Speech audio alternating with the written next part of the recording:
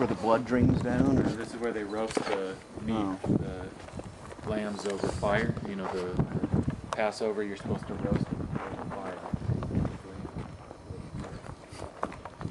They throw, I mean, they fill that thing with wood, and I mean, there's fire coming up out of there.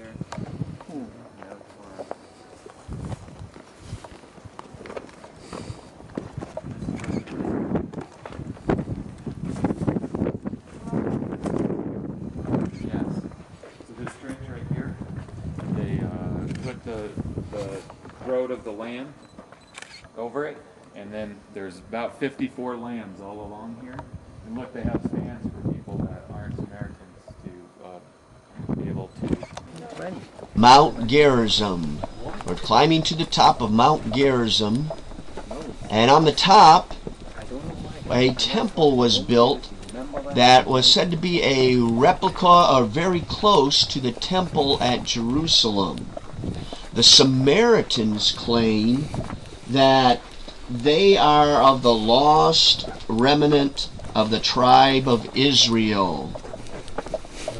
But Josephus and the Talmud and other writings, they say that they are foreign colonists from Cutha, and the name Samaritans is mentioned once in 2 Kings 17, verse 29. Now, the Samaritans have only follow the Torah, the first 5 books of Moses. And they write in the ancient Hebrew. And this is a very important text for studying the Bible. Now, most think that the split of the Samaritans happened at the time of Sanballat, time of Alexander the Great. And a temple was built here in the late 4th century BC on top of Mt Gerizim here that we're climbing up to. And that the priests followed Hellenism. Second Maccabees 6:1 agrees with this, and was destroyed by John Hyrcanus in 128 BC. And we're going to see the remnants. There was a church that was also built on top of the remnants here, and we'll take a look out and see the valley below where Jesus came to the Samaritan woman in John chapter 4 and asked her for water. And she said, "We worship in this mountain, in Mt Gerizim, but you worship in Jerusalem." And we'll look out over and see the church that covers Jacob's well there and get a good view and background of this story. Beginning of this tape, we saw where the Samaritans once a year they practice animal sacrifice. They kill a lamb and burn the lamb and offer up the sacrifice of a lamb once a year on Mt Gerizim. There's property next to the garden center called the Cult of Leek. It's a Catholic school. And on their property they have this whole network of Old Testament tubes, of which the garden center is one of those. So you come around here and there's incredible floors.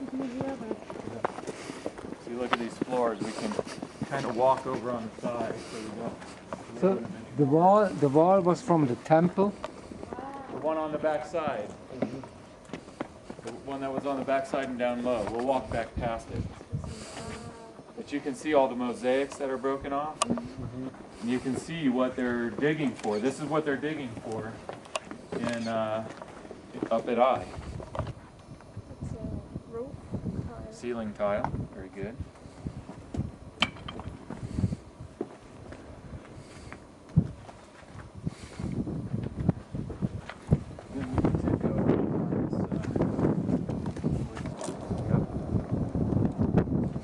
Refugee camp down there.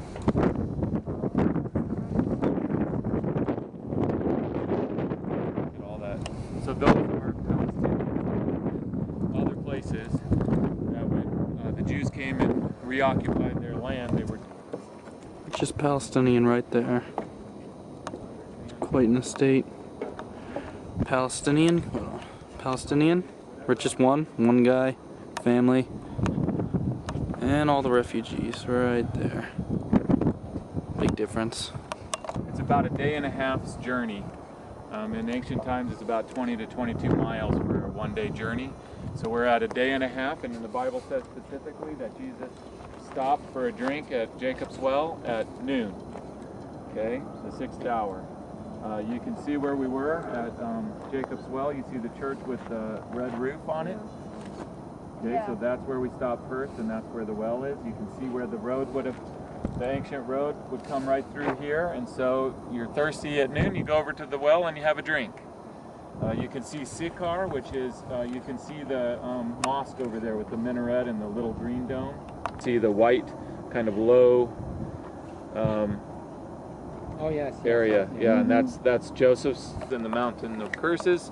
We have the curses followed more than the blessings. We have the destruction of Samaria to show for that. And so you can put it all together. And all this that you've seen today